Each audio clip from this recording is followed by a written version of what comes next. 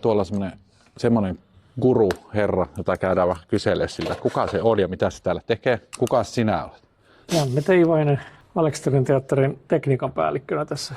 Nyt mä laitan mikkejä valmiiksi noille näyttelijöille. Tässä on 3 näyttelijää, joista 2 puhuu ja 1 soittaa selloa. Ja sitten laitan tämmöisessä paremminkin vielä. Laitan nämä valmiiksi, tuodaan lavasteet tuohon ja sitten laitetaan valot kohdille. Ja Sä oot tehnyt vähän kaikenlaista. joo, Eppu Normanin kanssa 17 vuotta on kiertänyt ja Turun kaupunginteatteri aika paljon.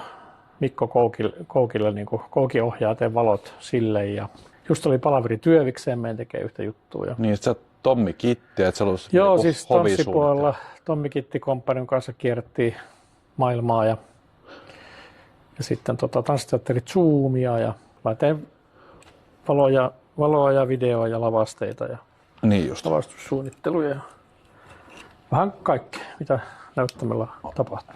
Ensimmäisen valosuunnittelun mä oon tehnyt vuonna 1990.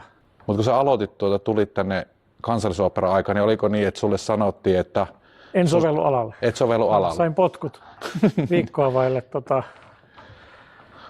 koeajan loppumista, niin